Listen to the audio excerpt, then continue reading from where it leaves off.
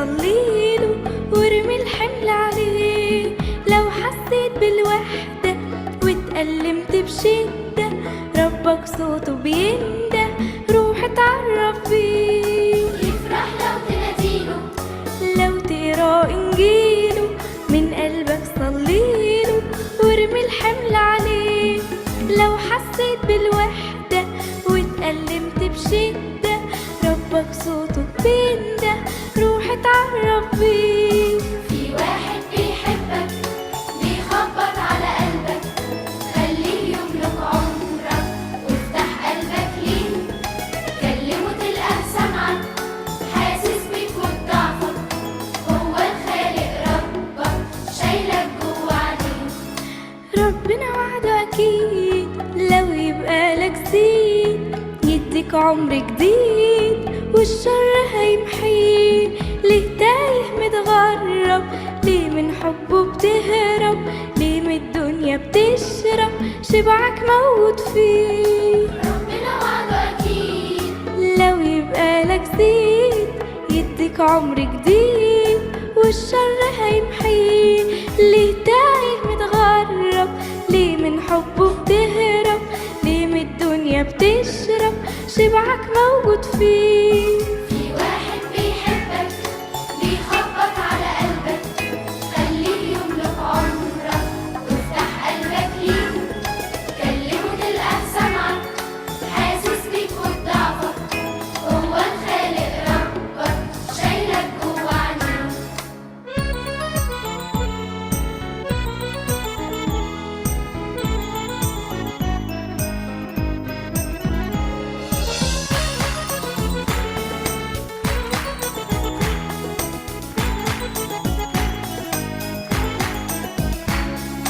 تحتار لي وتستغرب، حاول بس وجرب، روح للفادي وقرب، جرحك راح يشفيه. روح اوصف له ظروفك، عجزك وسنين خوفك، جوا الضلمة يشوفك ويشيلك بإيديه. تحتار لي وتستغرب، حاول بس وجرب، روح للفادي وقرب، جرحك راح يشفيه.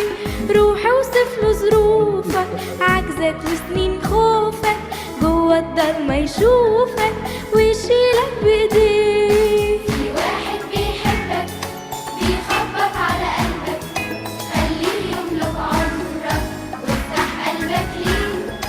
كلمه تلقاه سمعك، حاسس بيك وبضعفك، هو الخالق ربك شايلك جوا عينيه. في واحد بيحبك بيخبط على قلبك، خليه يملك عمرك وافتح قلبك ليه. كلمه تلقاه سمعك، حاسس بيك وبضعفك، هو الخالق ربك شايلك جوا عينيه.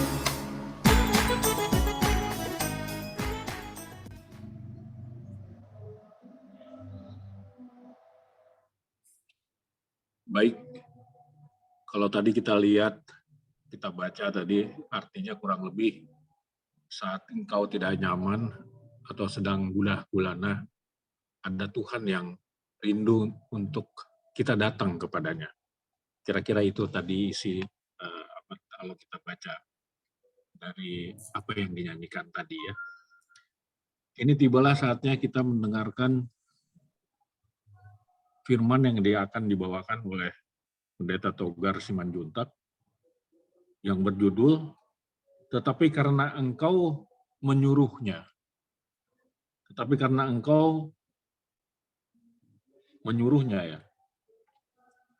Untuk waktu kita persilahkan Pendeta Togar. Baik, selamat malam, Salam. Apa suara saya kedengaran jelas? Malam, terdengar jelas. Ya, terima kasih. Saudaraku atas waktu yang diberikan oleh Saudara Tigor Panggabean untuk pada malam hari ini. Kalau saya tidak salah, ini mungkin saya sudah keempat kali ya berbagian untuk ini, dan saya rasa itu masih kurang, saya rasa itu dengan bagaimana awal-awal perjuangan bersama dengan Tigor untuk membangun dan grup ini ya, semua itu. Tapi puji Tuhan semua masih jalan dengan baik. Baiklah, sebelum kita mulai, kita berdoa dulu. Ya Tuhan kami, Hamba hanya memohonkan dengan perendahan hati, biarlah Engkau berbicara melalui hamba bagaimana supaya kami selalu mendengar Engkau memerintah, dan kami tahu itu yang terbaik dalam hidup kami. Walaupun seringkali kami mengelak dan berdalih, tapi bersamamu kami pasti menang. Jadi Tuhan berkati firman-Mu ini, dalam nama Yesus berdoa. Amin. Terima kasih kepada lagu pujian tadi, Saudara Tigor Panggabean, itu persis juga seperti khotbah saya pada malam hari ini. Dia tahu kebutuhanmu, dia tahu penderitaanmu, dia tahu apa yang kau butuhkan. Dan dia memegang tanganmu dan menunjukkan jalan apa yang kau lakukan. Asalkan engkau percaya. Mengapa katanya kau selalu lebih utamakan dunia ini?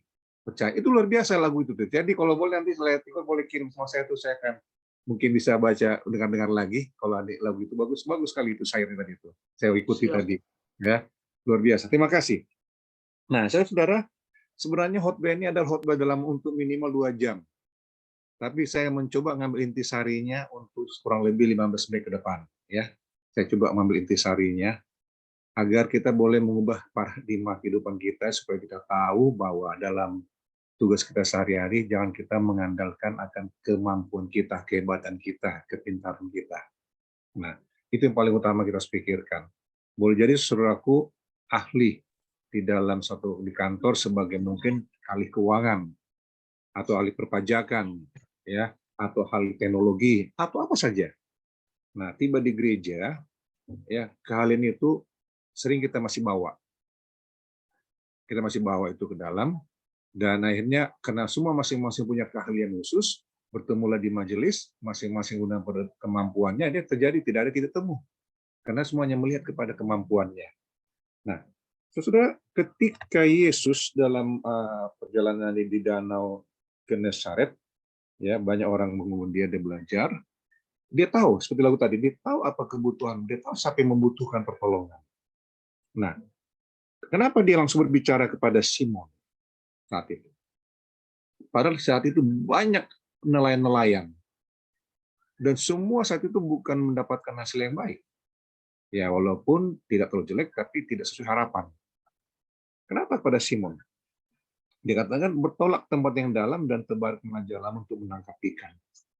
Ini perintah aneh, karena satu orang sudah pada pulang semua dari laut, dan Simon ini tentu saja ahli nelayan yang paling pulang tonggo jago luar biasa.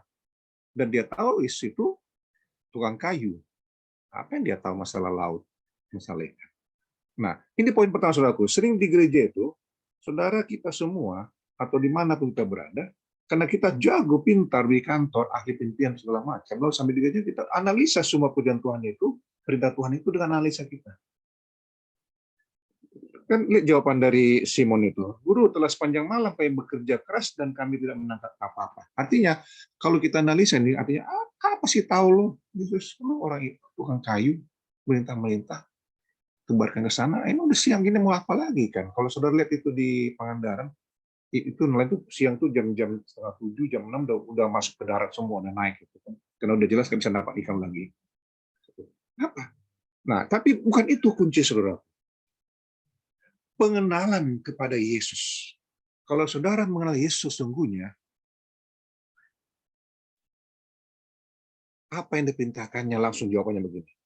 Tetapi karena engkau menyuruhnya.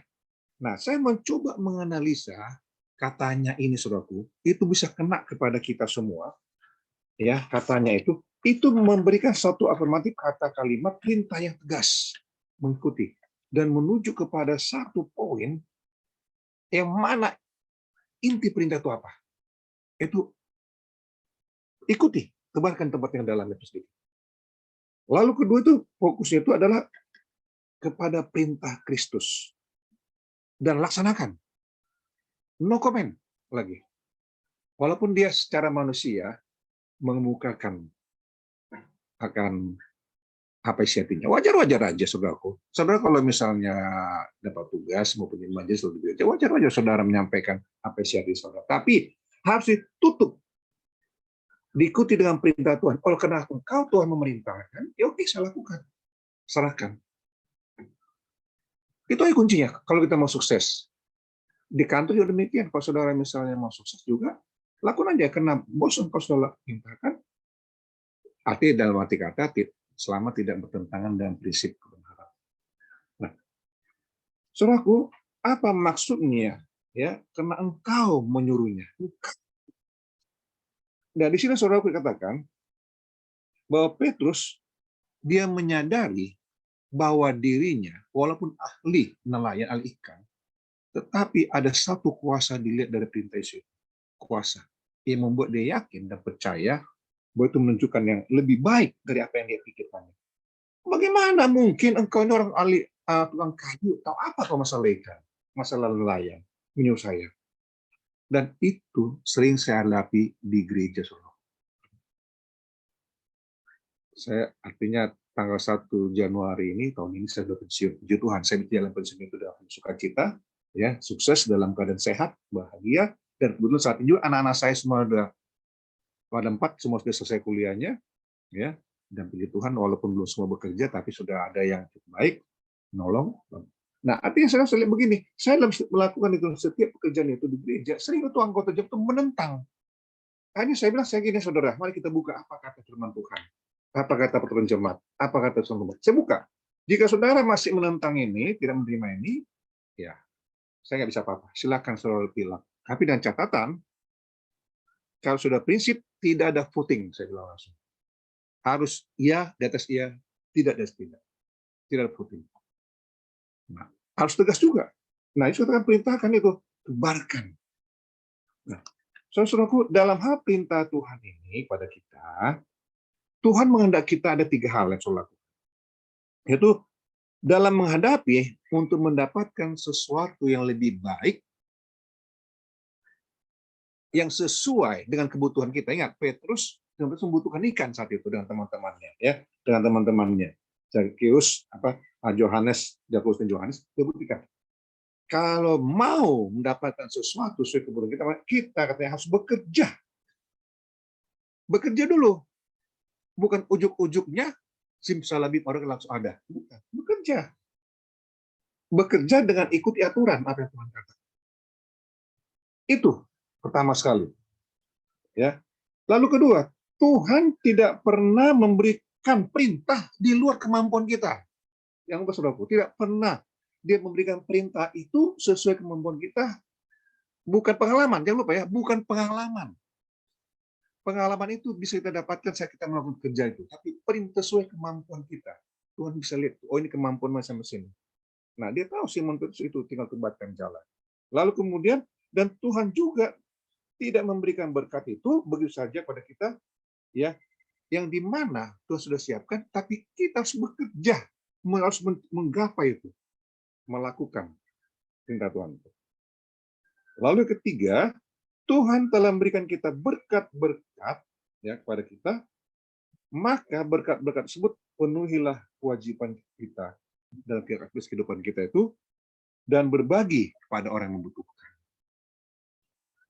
Dalam berbagi ini bukan cuma bagi berkat, tapi berbagi. Apa kita bagikan? Hubungan akrab kita dengan Yesus. Setiap saat betapa berkat itu terima, ada kebahagiaan kepada orang lain. Nah, saudaraku, di poin ini, saudaraku, saya mempelajari ada satu, sekarang saya sedang dalami, yaitu ada istilahnya speech,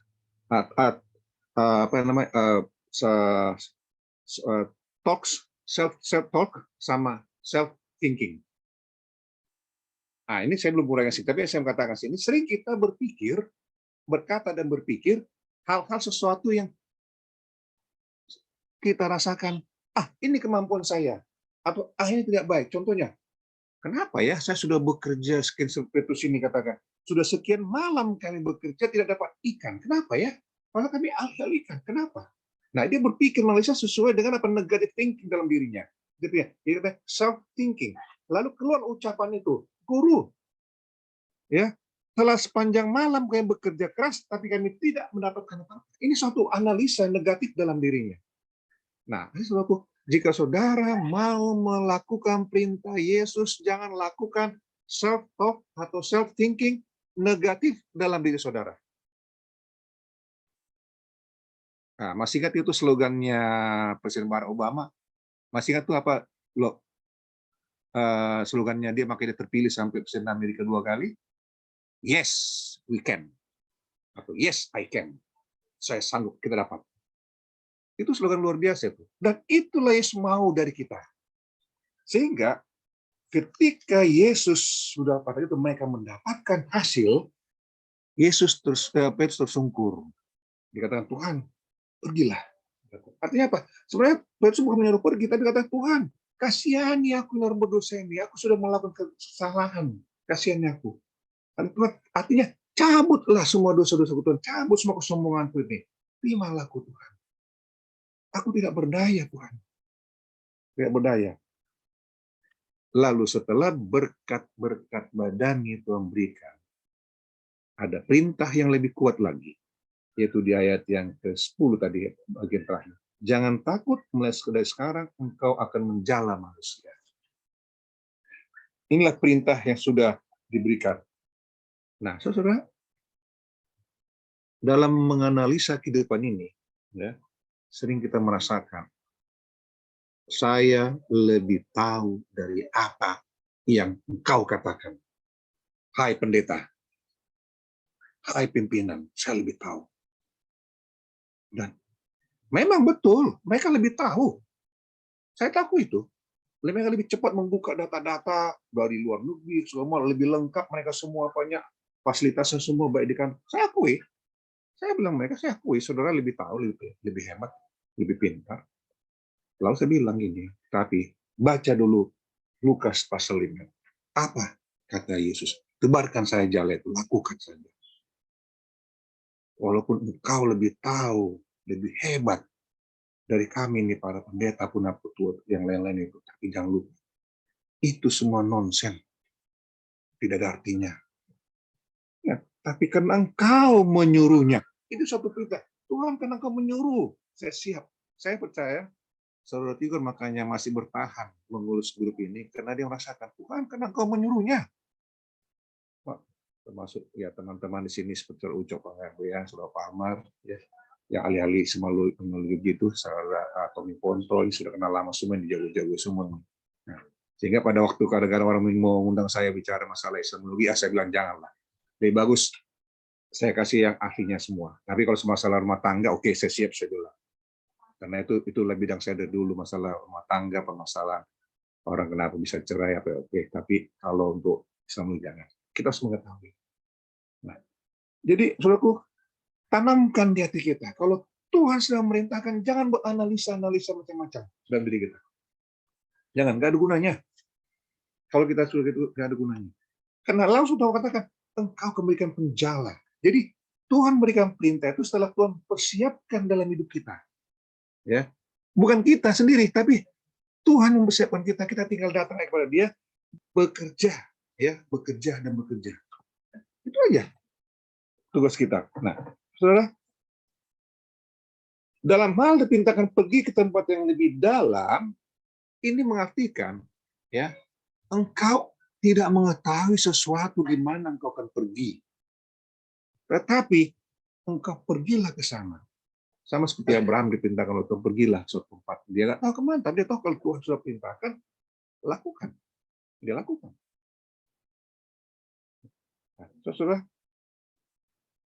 sering kita merasa kalau kita mau perintah Tuhan itu, penginjil itu kita merasa, aduh saya nggak punya dana, saya nggak punya uang. Jangan pernah lakukan self-thinking atau self-talk yang negatif dalam diri kita. Jangan pernah lakukan. Saya itu tanamkan betul sama keluarga saya. Kenapa? Tuhan itu adalah sumber berkat, sumber perintah yang sangat agung. Kalau ada suatu hal, saya langsung lihat, Tuhan terima kasih, Engkau sudah memberkati kami pada masa yang lalu, dan saat ini kami percaya, Engkau akan berkati kami juga dalam perjalanan, ya, perjalanan hidup kami di masa yang akan datang. Itu saya tanamkan pada anak-anak saya seperti kami semua. Dan saya percaya, dan itu sudah diadakan kalau kita tahu, sudah bisa baca itu banyak di kutipan-kutipan di Roh Nubuat, ya, bagaimana Tuhan katakan, jika engkau menghadapi beban-beban di masa yang akan datang dalam kehidupanmu, maka ingatlah pimpinan Tuhan, ya, pimpinan Tuhan di masa yang lalu dalam kehidupanmu. Bagaimana berkat Tuhan, ya, berkat Tuhan itu ada dalam kehidupan kita. Itu paling harus kita ingat, Rabu. Jadi jangan pernah saudara lupa itu. Ya. Makanya perintah Tuhan itu selalu diikuti dengan satu alur, ya, alur yang jelas kemana kita melangkah. Walaupun kelihatannya seperti, aduh Tuhan, nggak masuk di akalku itu perintah Tuhan, nggak masuk pemikiranku itu Tuhan. Dan saya percaya seperti contohnya saudara ucapan ini bukan simsalabim di. Saya yakin itu pasti ada proses karena dia kan sekolah di Unai itu kan juga bukan langsung ambil jurusan, ada prosesnya. Begitu juga Simon Petrus bukan langsung dia begitu penjala manusia dan langsung hebat, enggak. Banyak proses terjadi, tapi dia menyerahkan dirinya. Begitu juga saya percaya saudara Tommy Ponte ahli bukan berarti dia langsung jago masalah Islam, enggak. Dia pasti belajar itu. Saya nggak tahu di Pamulan juga saya ngobrol, wah saya bilang luar biasa ini saudara Tommy Ponte dalam belajar Islam itu. Saudara Palmer itu orang yang di perusahaan minyak asik, tapi tiba-tiba itu Islam itu semua proses yang penting karena engkau memerintahnya, ya, memerintahnya. Aku akan menebarkan jalan juga. Karena engkau memerintahkannya Tuhan, aku akan belajar dan melakukannya. Hasilnya jangan kita pikirkan dulu. Biarlah Tuhan yang menentukan. Biar Tuhan menentukan. Jalani aja. Jadi salah satu yang mau saksikan adalah di saat saya melihat pensiun 1 Januari, saya rasakan berkat Tuhan luar biasa. Ya, berjalan hidup itu dengan segala suka duka itu semua. Dan satu poin saya sampaikan saudaraku adalah saya tahu Tuhan selalu bekerja memberikan apa kebutuhan yang sesuai dengan kehendaknya. Datang kepada Tuhan, mengadu minta pada maka Tuhan menolong kita dalam penginjilan, baik dalam kesehatan, hikmat kerjasama surga, Tuhan akan tolong kita. Akan berikan pertolongan. Salah satu contoh saya akan berikan ilustrasi, bagaimana saya dalam saat saya jual buku, biasalah kependetaan itu mempunyai tuntutan jual buku, ya, sekian jam. Jadi kami dapat tugas waktu jual buku Kalimantan. Nah biasa kita sore-sore itu jalan sama teman, bawa buku MKK, tunjuk kepada kesehatan. Berdoa bersama Tuhan, kami berjalan hanya kepadamu kami berserah. Kau tuntun kami. Tujuan kami yang satu alamat saja yang dikasih orang. Kami datang, dia kasih lagi rekomendasi berapa, dan terakhir sebelum kami pulang, dikasihlah satu ke rumah ada Pak Haji, orang kaya. Kami sampai di sana, ya biasalah penjual buku, tahu. Tiba-tiba dia buka buku itu, ada di situ satu ayat Alkitab. Saya kaget juga dia sampai di situ dia baca. Dan saya berdoa, Tuhan, tolong kami adalah tidak berdaya. Tiba-tiba buku itu dilempar ke arah kami. Seperti ada yang menekan kepala saya, buku itu kena ke tembok, rusak. Dia bilang kurang, maki-maki. Kalian bilang tidak ada ayat Alkitab, kalian mau kristenkan saya. Saya berdoa, Tuhan berikan hikmat dari surga kepada kami. Kami tidak tahu buat apa-apa. Kami hanya menurut perintah-Mu saja. Ada satu kalimat yang Tuhan sebut sama saya. Bapak, walaupun ada Alkitab situ, tapi kami tidak membuat insolid Bapak jadi kesehatan. Kami hanya memberikan kesehatan. Tapi karena Bapak sudah melakukan penyiksaan kepada kami dan merusak harta orang lain, maka kami akan sampaikan ini ke Dewan Masjid dan juga ke pemerintahan. Bahwa Bapak sebagai orang haji tidak memberikan contoh yang baik kepada masyarakat. Dia kaget. Hanya itu kalimat kami. Oh maaf deh, jangan, mohon maaf. Ya udah, saya ganti bukunya, saya semua buku apa yang dibawa semua sini, sampai apa lagi di rumahnya. Nah, saya tahu. Ya, terus terang buku yang bawa semua habis dan bahkan pesan lagi lain. Jadi itu satu hal pelajaran yang sangat. Jadi jangan pernah kita takut kalau Tuhan sudah perintahkan, kadang-kadang itu aneh, tidak masuk akal manusia, tapi karena Engkau yang memerintahnya, menyuruhnya, ya saya lakukan. Itu aja kunci kita hidup ini. Dan itu selalu pegangan saya. Tuhan, karena Engkau yang menyuruhnya, saya lakukan. Titik. Hasil nanti saya kita lihat. Nah, saudaraku, sahabat-sahabatku di grup ini, ya mari kita sama-sama untuk saling bekerja. Lakukanlah apa tugas kita. Ya, sebenarnya terus terang Saudara Tigo, saya malam ini nggak di sini sebenarnya. Saya lagi ada tugas loh. Tapi saya sudah janji, ya sudah janji. Saya itu oke, saya hadir, saya bilang. Dan saya mensupport. Nah, makanya kan sekarang saya nggak hadir karena memang ada kadang tugas lain diajak yang tidak bisa tinggalkan. Nah, tapi kedepannya saya juga janji sama Saudara Tigo, sama kita semua, apapun tugas yang Saudara Tigo berikan, ya kalau diberitahukan jauh-jauh hari, saya siap untuk laksanakan. Karena saya anggap itu karena Engkau yang menyuruhnya. Itu bagian penginjilan kita. Nah, jadi saudaraku, saya tidak bisa banyak berkhotbah untuk ini karena waktunya tidak panjang. Sebenarnya khotbah yang sangat panjang, ya bisa 2 jam uraiannya, dan banyak hal yang perlu kita analisa lagi, pikirkan lagi, ya bagaimana terjadi. Tapi yang penting saudaraku, ya, jangan pernah menganalisa segala sesuatu perintah Tuhan itu menurut akal budi kita. Saudara berdoa, minta pertolongan Tuhan, maka Kudus akan bekerja dan saudara akan jawab, karena Engkau menyuruhnya, saya melakukannya. Tuhan berkati kita. Inilah doa dan harapan kita bersama. Amin. Puji Tuhan, terima kasih Pastor Simanjuntak untuk paparan firman-Nya. Amin. Kalau kita lihat tadi, kalau kita perhatikan, sepertinya kalau kita ragu berarti kita belum mengenal Allah, ya, belum mengenal Tuhan yang menyuruh kita, ya. Kita masih menganalisa. Padahal Tuhan yang menyuruh kita adalah Tuhan yang Maha Tahu, Maha mengetahui segala sesuatunya, dan tak mungkin pernah gagal apa yang diperintahkan oleh Tuhan. Itu yang saya tangkap pointers dari firman yang dibawakan oleh Pastor Simanjuntak. Tapi boleh dari kita kalau ada yang ingin bertanya atau ingin menambahkan atau ingin mempunyai pendapat, kita persilahkan. Silakan. So, jangan tanya masalah Islamologi, ya. Kalau Islamologi itu bukan bagian saya. Ya, terkait dengan khotbah tadi atau firman tadi, ya. Bagaimana kita seringkali juga tawar hati atau tidak mampu.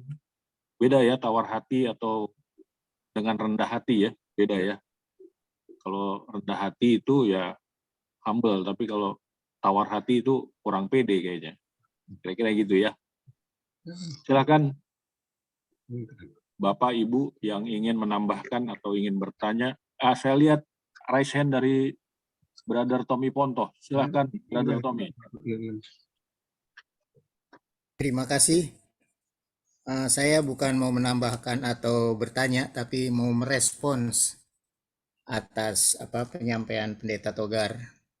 Terima kasih Pendeta.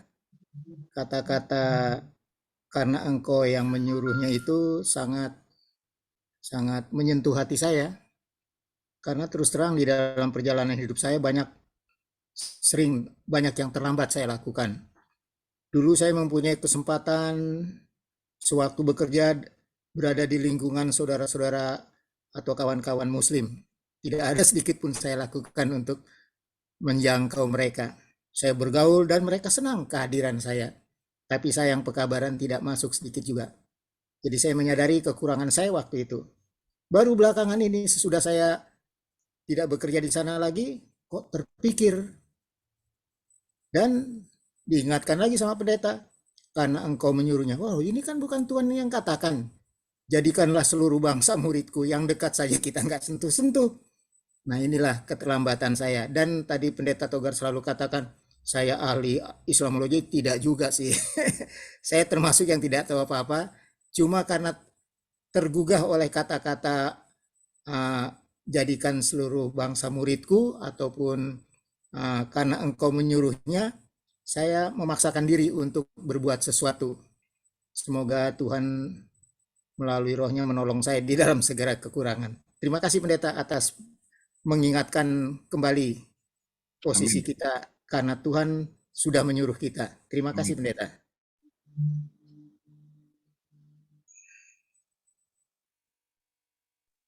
Baik. Terima kasih Pak Tommy untuk tambahannya. Saya lihat kalau nggak salah Bapak Panjaitan ingin menyampaikan sesuatu. Ya, selamat malam. Selamat malam, silakan. Selamat malam, tulangku, tulang Naburju. Pertama, saya boleh panggil Tulang Togar Simajuntak, tapi boleh juga saya panggil dia Bere. mantu atau bere saya. Bagaimana Togar? Makasih tulang, baik-baik sehat. Sudah termasuk laskar, sama-sama kita laskar pensiunan. Per 1 Januari saya. Begini, ini fakta. Ada alumnus dari UNAI. Dia mahasiswa saya dulu. Saya telah bekerja di salah satu kota di Kalimantan. Maka saya dengar pindah agama kepada saudara tiri kita, agama seberang. Lalu beberapa kali saya bertelepon ke daerah itu, kepada beberapa yang saya kenal termasuk pendetanya, pendeta yang ada di kota itu. Jawaban mereka, kami sudah tidak mau untuk melawat dia, katanya. Saya katakan, kenapa? Kan kalian dulu sahabat, sama-sama sahabat di UNAI dan di Siantar. Kok jadi tidak mau melawat ke sana? Takut diusir. Itu salah satu masalah. Padahal tadi disuruh. Tuhan menyuruh. Tuhan menyuruh. Lalu kedua, ini pembanding ini. Waktu kami cuti panjang tahun 96, maka mampir di kota Pekanbaru. Lalu bertemu dengan gembala waktu itu di Pekanbaru. Lalu saya katakan, Pak Pendeta, kenal si Anu, saya sebutkan nama. Di sini saya tidak usah sebutkan nama. Kenal si Anu, oh iya saya kenal. Mereka sudah bertahun-tahun tidak ke gereja. Lalu saya katakan, ayo kita melawat ke sana. Lalu pendeta ini katakan, waduh, Sir, dia bilang, dia selalu panggil Sir, karena dari UNAI. Sir, janganlah kita ke sana. Nanti Sir diusir dari rumahnya, malu kita. Sir nanti dengan mem pasti kecewa kalau kita ke sana, diusir nanti. Lalu saya katakan kepada pendeta ini, saya siap diusir atau diterima. Tetapi saya ingin bertemu sebab sudah puluhan tahun tidak bertemu dengan dia. Dia suami istri sudah menikah. Suami istri murid saya dulu di Siantar, saya bilang. Saya ingin bertemu.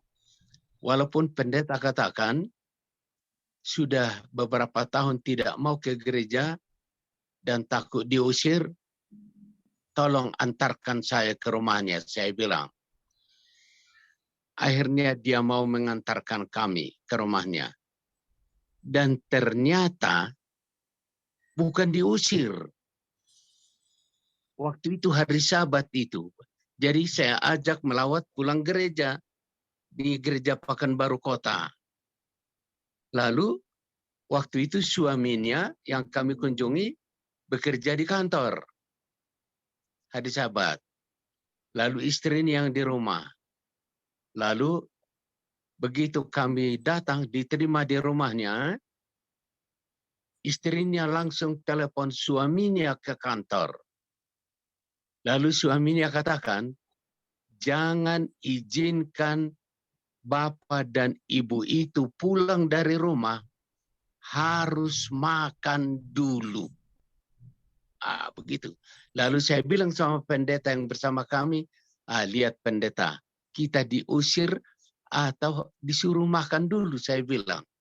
Itu sebagai pembanding. Jadi masalah disuruh pergi oleh Tuhan menjadi tantangan memang. Saya tidak tahu kalau seperti pendeta Togar Simajuntak, boleh juga saya panggil tulang, boleh dia juga panggil saya tulang. Bagaimana tulang? Kalau terjadi begitu seperti di Kalimantan itu, apa masih mau berkunjung? Sebab itu saya kenal betul orangnya, tamat dari Siantar, tamat dari Unai, murid saya. Tetapi teman-teman di Kalimantan katakan, wah tidak usah. Bagaimana tanggapan kita? Ya, kalau saya tangkap sebentar sedikit aja tulang ya. Ya, Perintah seperti bagaimana kepada Simon Tulus lakukan saja. Artinya selama itu masih kita dalam tugas, itu dunia masih hidup, itu masih ada kesempatan, jalanin aja. Jangan kita pikirkan dulu hasilnya. Seperti tadi yang tulang katakan, mau diusir, mau diapa, yang penting jalankan. Jadi saya selalu lakukan itu. Saya tidak pernah berpikir gimana hasilnya nanti. Yang penting setiap Tuhan saya datang dalam bawa namamu. Ya, bawa namamu. Itu aja. Pasti hasil yang baik datang. Mungkin 1 kali belum diterima, 2 kali belum diterima. Kalau kita datang dengan sungguh-sungguh, ya, akhirnya dia akan terima. Amin. Pasti diterima. Saya pernah diusir juga gitu tulang, tapi saya tidak peduli. Saya bandel, datangin juga terus. 3 kali diterima, dia rangkul, dia peluk, dia bilang, maka dia ajak makan kami. Memang betul sekali-sekali ngasih, tapi nggak apa-apa, jalanin aja. Itu tanggapan. Terima kasih tulang beritanya. jadi kalau ke rumah tulang kapan? Ke rumah tulang kapan? Terserah, kasih aja info alamannya, saya datangin nanti. Nanti saya kasih. Ya. Oke, Ya, terima kasih. Terima kasih. Baik. Terima kasih Pak Panjaitan untuk pastor juga ini pendeta Panjaitan ya. Bukan. Saya ya? dosen ekonomi dulu di Unai, pensiun. Oke. Terima kasih Pak Panjaitan untuk respon dan tanggapannya. Karena waktu sudah menunjukkan pukul 8, sayang sekali waktu kita sepertinya sudah harus berakhir untuk diskusi mengenai khotbah yang tadi dibawakan Pendeta Togar. Terima kasih Pendeta Togar Simajuntak. Tentu lain kali kita rindu juga untuk mendengar firman lanjutannya ya. Terima kasih untuk Pak Pontoh dan Pak Panjaitan untuk respon akan khotbah yang tadi telah disampaikan. Kini tibalah saatnya kita memasuki session Islamologi yang berjudul Hawariyun, siapakah mereka? Ya. Islamologi ini akan dibawakan oleh Pak Musakim Panggabean. Demikian lanjutan daripada pertemuan kita malam ini. Islamologi, kami serahkan waktu dan tempatnya. Silakan Pak Panggabean.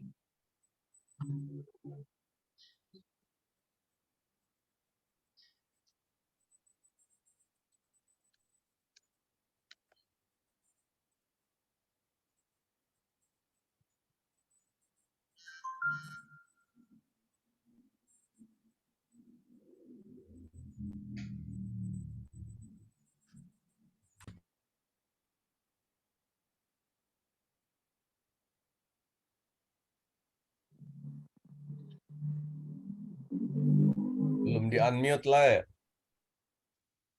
Terlalu semangat jadinya. Baik, terima kasih. Jadi saya perkenalkan dulu, nama saya Mustakim ya. Itu nama saya di FB ya. Karena saya suka singgung-singgung mengenai agama Islam ya. Mustaqim itu dengan Tigor sama, artinya lurus. Jadi saya bersyukur karena setiap hari nama saya disebutkan di dalam doa-doa umat Islam ya. Shirotol Mustaqim, menuju jalan yang lurus.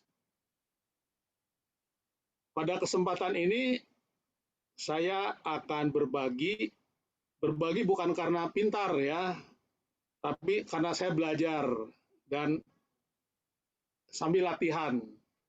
Jadi memang forum ini dipergunakan setengah-setengah ya untuk firman Tuhan dan Islamologi. Jadi sebenarnya untuk latihan. Kenapa Pak Pendeta Simanjuntak nggak sering diundang? Karena semua teman-teman digilir ya, yang nggak pernah tampil kita hadirkan untuk tampil, yang tidak pernah sharing firman Tuhan kita minta untuk sharing firman Tuhan. Puji Tuhan ya, semua bisa berjalan dengan baik. Jadi bukan antipati seorang hanya satu kali Pak Pendeta, tapi karena kita gilir semua ya. Jadi kalau teman-teman pun sering hadir ke sini, nanti kita minta untuk sharing juga. Jadi ini bagian dari pelatihan ya. Bukan hanya sharing firman Tuhan, tapi sharing mengenai pengetahuan Islamologi. Nah, pada kesempatan ini saya akan coba berbagi mengenai Hawariun ya. Apa maksudnya dengan Hawariun ini ya? Ini saya banyak mengalami gangguan seminggu ini, tidak fokus ya, karena di grup ada diskusi yang seru, jadinya persiapannya jadi terpecah. Tadinya mau dikerjakan hari ini, tahu-tahu pompa di tempat kos nggak jalan. Jadi harus diselamatkan airnya biar jalan ya. Jadi materinya mohon maaf jika ada yang kurang, kita coba sampaikan dengan sebaik-baiknya. Suaranya kedengaran jauh, brother. Oh, kurang dekat ya? Iya, agak jauh ini. Nggak pakai mic. Baik, saya akan coba share screen.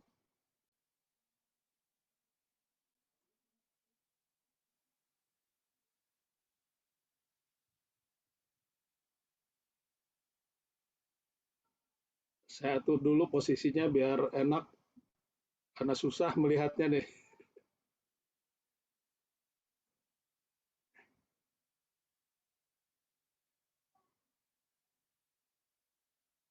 Baik, judul yang saya sampaikan, Hawariun, siapakah mereka ya? Ini Hawariun ini bercerita tentang murid-murid Yesus ya.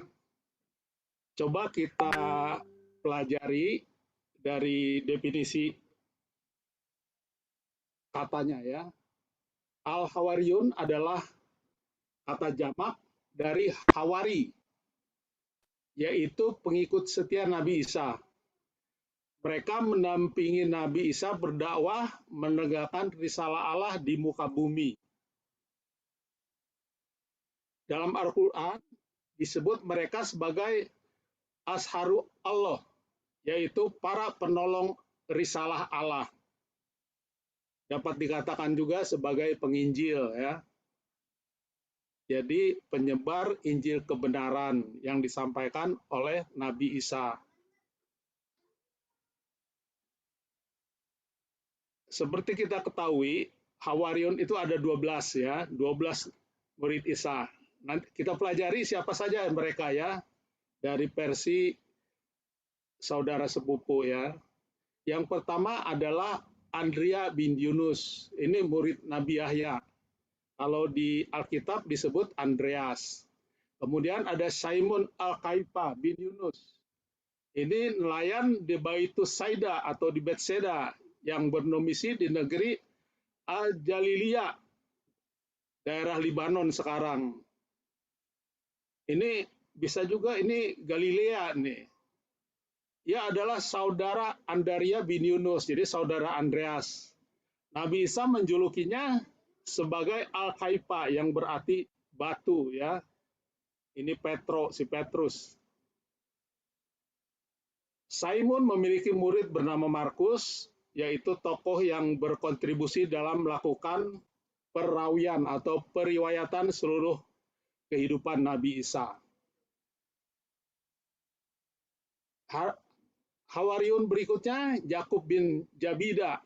adalah nelayan Baitus Saida yang diambil sumpah setia sebagai hawari oleh Nabi Isa bersama saudaranya Yahya di pesisir Danau Janisrah. Ya, tadi disebutkan oleh Pak Pendeta Genesaret. Ya. Nabi Isa memberi julukan kepada anak-anak Jabdia dengan sebutan Bani Ragas yang berarti anak guru. Ini kalau di Alkitab disebut Yakobus anak Zebedius. Yang berikutnya Yahya bin Jabedia atau Yohanes anak Zebedius, ya. Ini anak nelayan yang kemudian menjadi murid yang paling masyhur karena karya-karyanya, ya, Injil Yohanes. Ada Filipi Al-Jalili atau Filipus, penduduk biasa yang menetap di negeri Al-Jalili, ini di Bethsaida, Galilea, ini satu kampung, ya. Yakub bin Alipi atau Yakub anak Alpius adalah murid yang berasal dari keluarga pembesar Bani Israel yang cukup dihormati. Ia terkenal karena komitmennya menyerukan Bani Israel agar mereka memakan makanan halal dan baik. Mataya Al-Lawi bin Alifi atau Matius, ini pemungut cukai yang melakukan periwayatan atas kehidupan Nabi Isa. Periwayatannya itu diakui kaum gereja dan dikenal sebagai Injil Mataya, ya, bahasa Arab. Kalau bahasa Indonesia Injil Matius.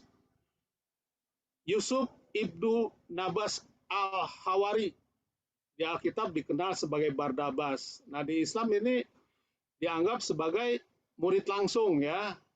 Kalau di Kristen ini adalah anggota jemaat mula-mula yang nanti memperkenalkan Paulus kepada sidang di Yerusalem, kalau tidak salah, ya.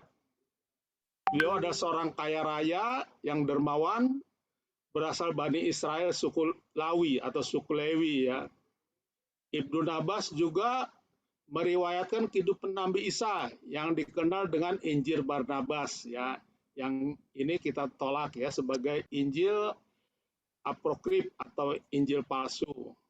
Dan di Alkitab sendiri dijelaskan bahwa Barnabas menjual kekayaannya dan memberikannya semua untuk kegiatan pelayanan.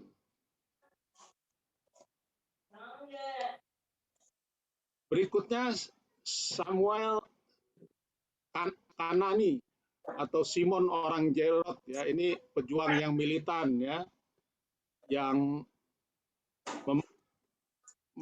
memotong telinga serdadu, ya, saat itu setangkap. Ini tidak banyak diceritakan. Kemudian Nasnail ibnu Tasalam, ini dikenal sebagai Nathanael atau Bartolomeus. Kemudian ada Yahuda bin Yakub, ini disebut seorang pedagang, ya. Kalau kita perhatikan, Yahuda bin Yakub itu lebih cocok kepada Yehuda putra Yakub. Ini nggak ada murid Yesus, ya, tapi ini tertulis di dalam periwayatan, ya, bukan di Al-Quran. Kemudian yang terakhir adalah Yahuda al-Askarioti atau Yudas Iskariot. Seperti yang kita ketahui, inilah murid yang mengkhianati Isa, ya, atau Yesus. Sedangkan di dalam Injil dikatakan nama-nama muridnya adalah sesuai Matius 10 ayat 2-4. Inilah nama ke-12 rasul itu. Pertama Simon disebut Petrus, Andreas saudaranya, Yakobus anak Zebedius, Yohanes dan saudaranya Filipus dan Bartolomeus, Thomas dan Matius pemungut cukai, Yakobus anak Alpius dan Tadeus, Simon orang Zelot dan Yudas Iskariot, ya, ada 12. Coba kita bandingkan, ya, nama mereka sama atau tidak, ya. Jadi kalau kita perhatikan kebanyakan sama, hanya ada Kayak Barnabas ini bukan murid langsung ya. Barnabas juga namanya Yusuf di Alkitab ya, hanya dipanggilnya Barnabas. Nah, nama Thomas nggak disebutkan di dalam ini periwayatan saudara sepupu. Demikian juga dengan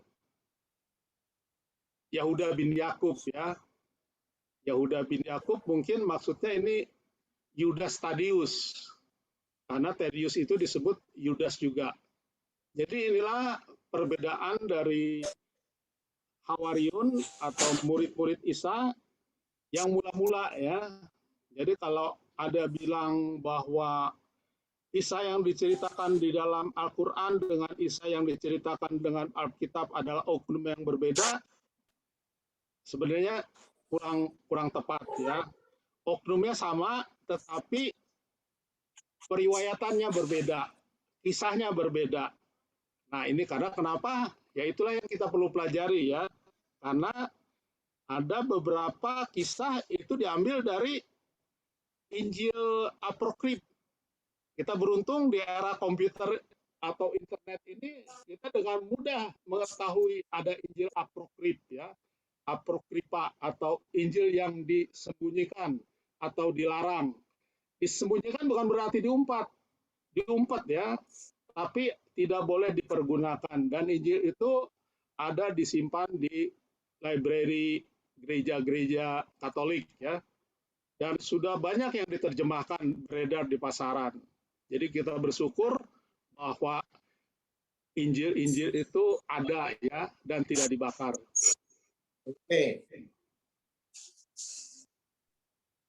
Penolong agama Allah. Maka ketika Isa merasa keingkaran mereka, maksudnya Bani Israel, dia berkata, siapakah yang akan menjadi penolong untuk menegakkan agama Allah?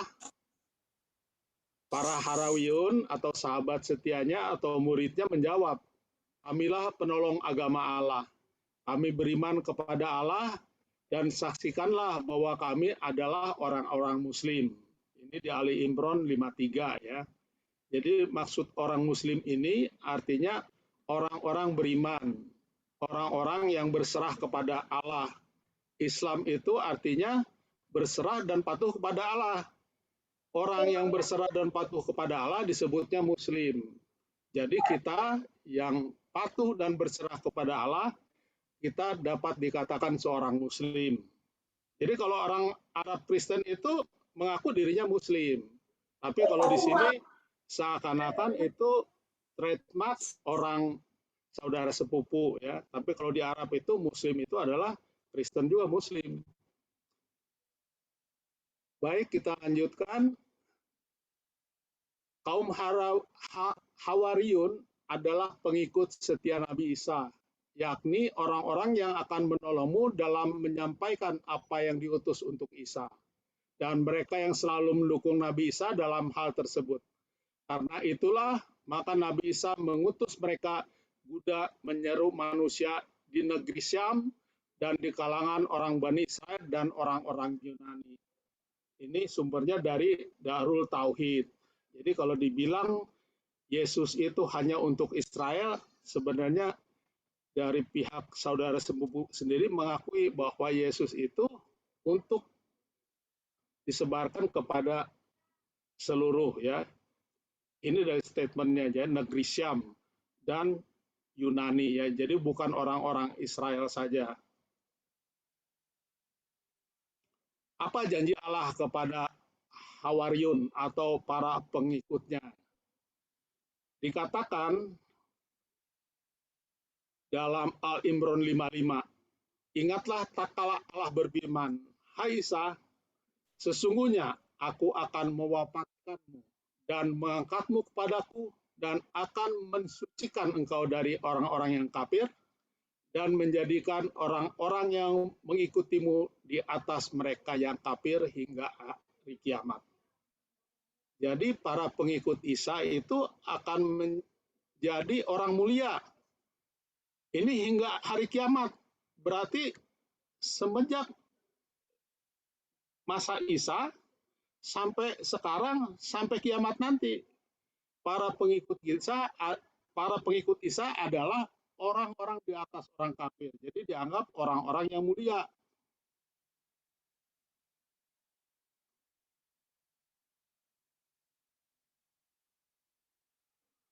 Nah, bagaimana perbedaan orang kafir dan orang beriman? Ini ada di surat Asyab 14. Wahai orang beriman, jadilah kamu penolong-penolong agama Allah, sebagaimana Isa putra Maryam telah berkata kepada pengikutnya yang setia, siapa yang akan menjadi penolongku untuk menegakkan agama Allah? Pengikut-pengikutnya setia berkata, kamilah penolong-penolong agama Allah. Lalu segolongan dari Bani Israel beriman, dan segolongan yang lain kafir atau tidak beriman. Lalu kami berikan kekuatan kepada orang yang beriman terhadap musuh-musuh mereka, sehingga mereka menjadi orang yang menang. Jadi di sini dikatakan bahwa yang tidak beriman kepada Allah ini dianggap orang kafir, ya. Jadi tidak percaya kepada Yesus, ya, Isa sebagai utusan Allah. Dan dikatakan juga orang kafir itu adalah orang-orang yang berkata sesungguhnya Allah itu ialah Al-Masih putra Maryam. Padahal Al-Masih sendiri berkata, hai Bani Israel, sembahlah Allah Tuhanku dan Tuhanmu. Sesungguhnya barang siapa yang mempersekutukan Allah, maka sesungguhnya Allah haramkan sorga atasnya dan tempatnya di neraka. Dan tidak ada penolong bagi orang-orang yang zalim. Jadi berdasarkan ayat ini, maka orang Kristen pun yang menuhankan Isa itu dianggap orang kafir. Nah, di sini ada kurang pemahaman, ya, di dalam Al-Quran terkait mengenai keilahian Yesus, ya. Baik, kita lanjut, ya. Jadi ini salah satu alasan mereka mengatakan kita ini kafir.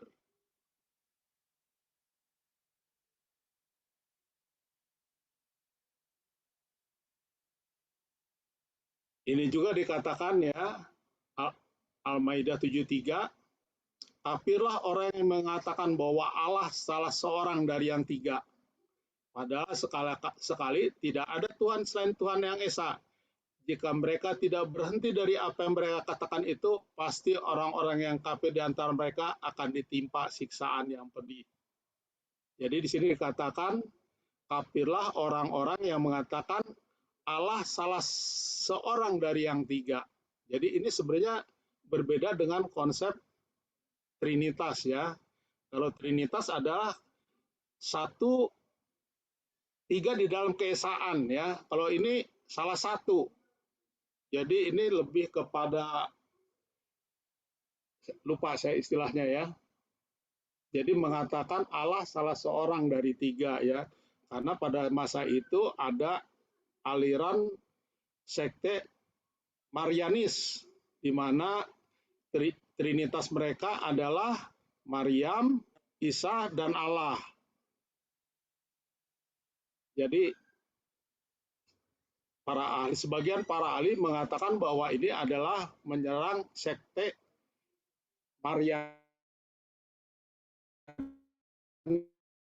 yang saat itu tumbuh. Berikut ini sepertinya koneksinya kurang bagus. Video saya matikan, ya.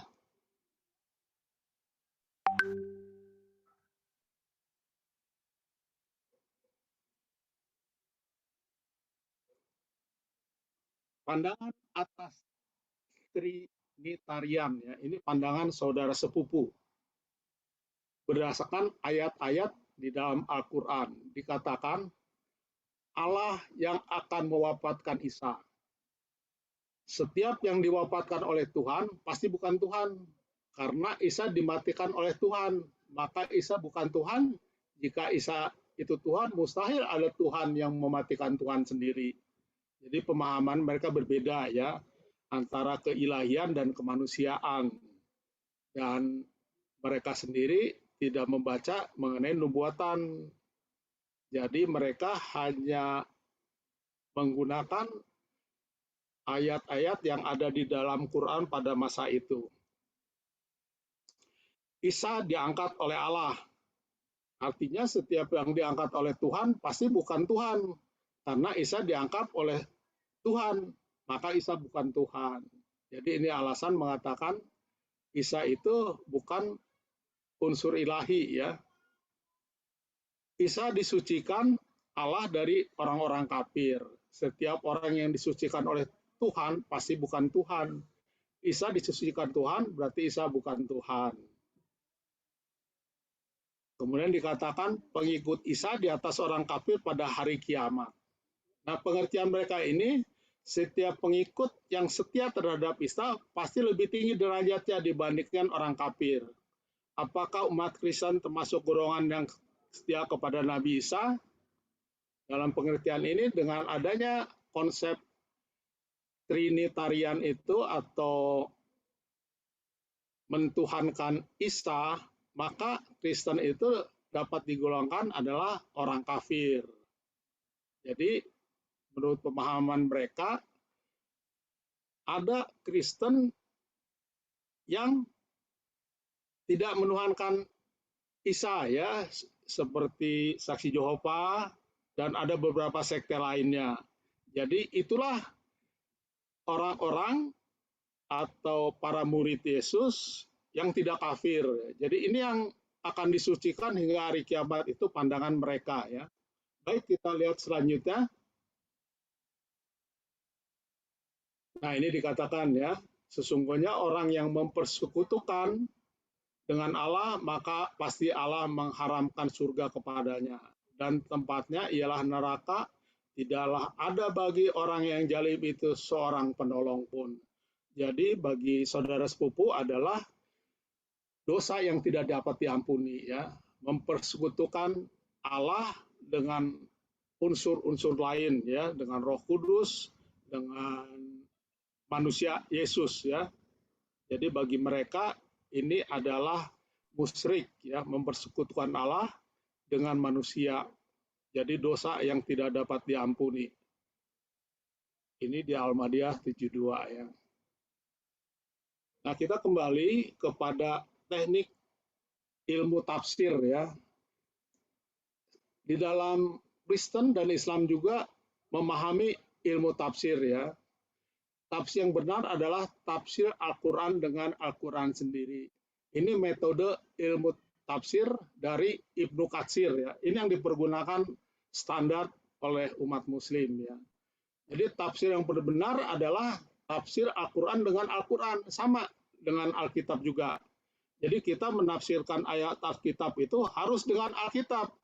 Jangan pendapat pribadi atau pendapat orang lain. Karena belum tentu pendapat orang lain itu benar. Nah, kalau di saudara sepupu masih ada tambahan. Jika tidak didapat, maka Al-Quran harus ditafsirkan dengan hadis. Sebab Muhammad diperintahkan untuk menerangkan isi Quran. Ya. Jadi hadis itu adalah riwayat kehidupan dari Nabi Muhammad. Ya, apa yang diucapkan dan dilakukan. Jadi sebenarnya Injil Matius itu sebenarnya seperti hadis, karena itu riwayat. Ucapan-ucapan Yesus, kehidupannya diceritakan oleh Matius dan Markus dan Lukas dan Yohanes ya. Jadi itu sebenarnya dianggap seperti hadis. Jika keduanya tidak didapat, maka ditafsirkan oleh pendapat para sahabat. Nah, ini para sahabat di sini dimaksudnya adalah orang-orang di dekat Nabi Muhammad atau murid-murid Nabi Muhammad. Sebenarnya di Alkitab juga sama. Jadi para sahabat di sini adalah murid-murid Yesus ya.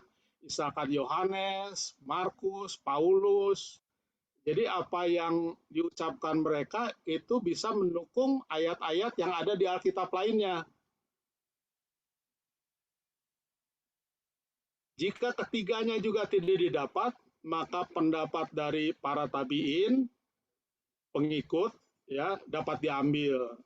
Jadi kalau tiga ini tidak ada, jadi pendapat seorang ulama itu bisa dipakai untuk sebagai tafsir. Kalau semua itu nggak ada, pendeta menafsirkan, kita nggak bisa pegang omongannya karena nggak ada tertulis dalam Alkitab. Misalkan saja mengenai makanan haram, ya, jelas tertulis tapi dihalalkan. Nah, ini jadinya yang kita bisa katakan tidak tepat menafsirkan ayat-ayat yang ada, ya. Jadi tafsir berdasarkan pendapat pribadi yang didukung dengan ayat-ayat lain, padahal subjeknya bukan itu, ya. Kalau kita pelajari mengenai makanan haram itu terkait dengan adat istiadat, mengenai mimpi Petrus, dan ajaran palsu. Makanya orang-orang Kristen banyak yang mudah patah kalau udah bicara soal makanan haram, ya. Sangat mudah dipatahkan karena jelas tertulis dalam Alkitab. Baik, selanjutnya kita baca di Ali Imran 55, ya. Ketika Allah berfirman, "Hai Isa, sesungguhnya aku akan menyampaikan kamu pada akhir ajalmu dan mengangkat kamu kepadaku serta membersihkan kamu dari orang-orang kafir dan menjadikan orang-orang yang mengikuti kamu di atas orang-orang kafir hingga hari kiamat. Kemudian hanya kepada akulah kembalimu, lalu aku memutuskan di antaramu tentang hal-hal yang selalu kamu berselisih padanya." Nah, apa hal-hal yang sering diperselisihkan? Nah, kita sudah tahu kan, yang sering diperselisihkan itu adalah mengenai keilahian Yesus. Sebelum Muhammad datang, perselisihan itu sudah muncul. Saat Yesus meninggal, dalam abad itu sudah ada perselisihan, sudah ada ajaran-ajaran palsu, sudah ada pertentangan, ya. Jadi perselisihan ini terus berlanjut. Jadi kalau kita baca di sini, jadi mengenai Trinitas atau Tritheism itu nanti Allah yang akan putuskan. Jadi sebenarnya dari ayat ini umat Islam tidak bisa mengatakan bahwa Trinitarian itu kafir. Karena di sini sendiri Allah akan mengatakan, akulah akan memutuskan tentang hal yang selalu kamu selisihkan, ya. Baik, kita lihat ayat berikutnya, Al-Maidah 48, ya. Dan kami telah turunkan kepadamu Al-Quran dengan membawa kebenaran, membenarkan apa yang sebelumnya, yaitu kitab yang diturunkan sebelumnya, dan batu ujian terhadap kitab-kitab yang lain. Maka putuskanlah perkara mereka menurut apa yang Allah turunkan, dan jangan kamu mengikuti hawa nafsu mereka dengan meninggalkan kebenaran yang telah datang kepadamu. Untuk tiap-tiap umat di antara kamu, kami berikan aturan dan jalan terang.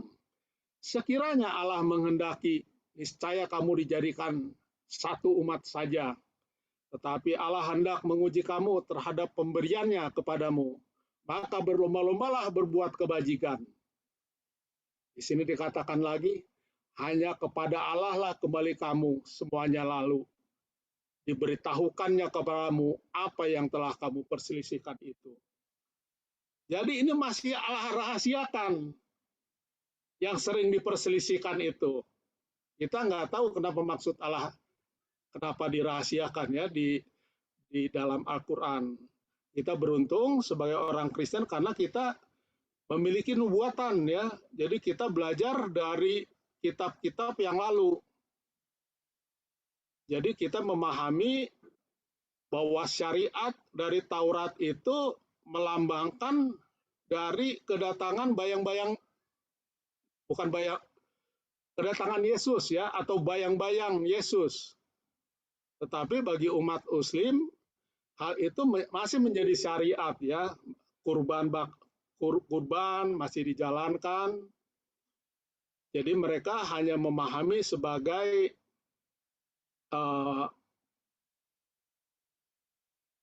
sebagai inilah pengorbanan, bagi-bagi kekayaan. Padahal itu melambangkan dari pengorbanan itu sesuai dengan nubuatan ya. Jadi itu tafsir di dalam agama Kristen.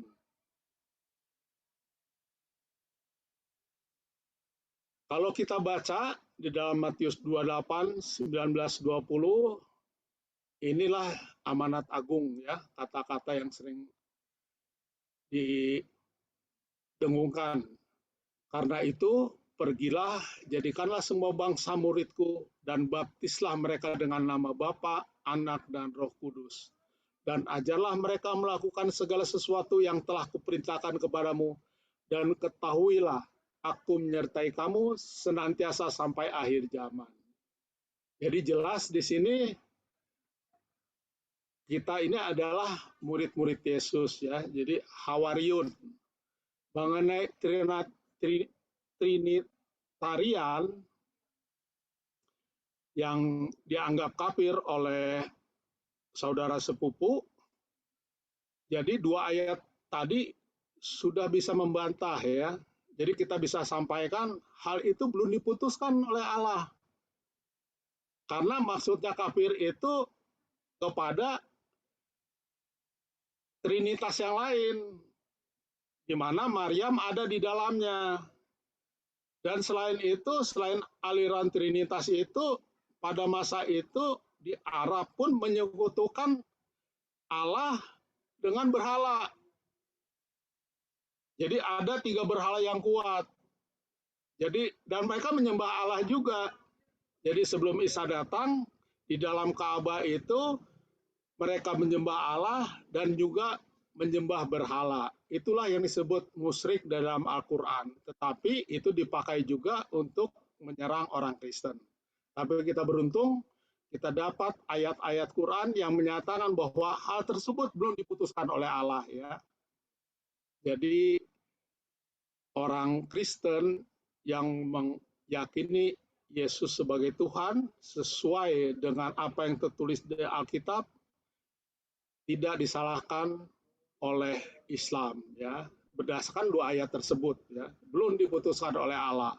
Jadi kita tunggu hari kiamat seperti yang Mas Al suka sampaikan, berbuatlah baiklah kita. Nggak usah kita debat-debat pakai saling merasa unggul. Sampai kemarin kita kedatangan tamu, kita diskusi, tapi akhirnya marah-marah ya, dan akhirnya orangnya keluar. Jadi sebenarnya kita dalam hal menginjil, kita nggak usah memojokkan orang Islam, memojokkan orang Kristen yang makan babi, tapi kita sampaikan segala sesuatu itu dengan kerendahan hati, diplomatis, dan taktis ya. Jangan kita sebut Allah Islam sama Allah Al-Quran berbeda ya. Allahnya sama, tapi hakikatnya beda ya. Karena Islam, Yahudi, Kristen adalah agama yang turun dari langit ya. Agama samawi. Tuhannya sama, tapi sesembahannya beda. Cara menyembahnya beda. Jadi demikian yang saya bisa sampaikan mengenai murid-murid Nabi Isa atau Hawariyun. Semoga semua ini bisa bermanfaat bagi teman-teman semua. Biarlah semua ini bagi lebih untuk memuliakan Tuhan dan lebih mendekatkan kita kepada Allah dan bisa menyampaikan Injil kebenaran dengan baik kepada saudara sepupu kita. Terima kasih.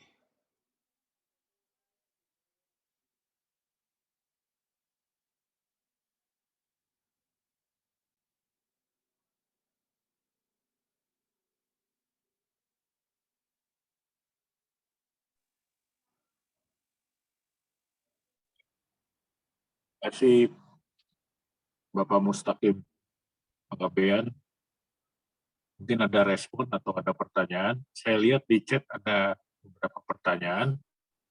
Mungkin Pak Mustaqim bisa membaca dan meresponnya, atau di sini saya lihat ada beberapa yang bisa mengkomentari pertanyaan di kolom chat ya. Mungkin ada yang mau menjawab. Ali Imran 55 ya, saya tunjukkan ayatnya.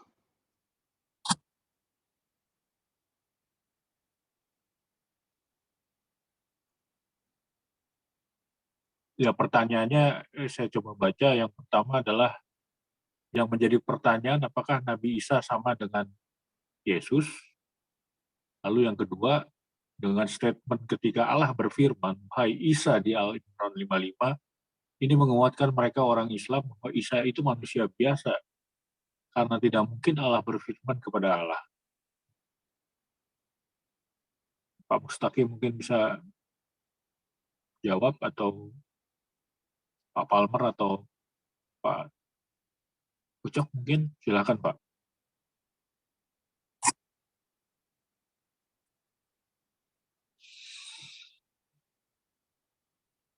Ya, Tigor dulu mungkin.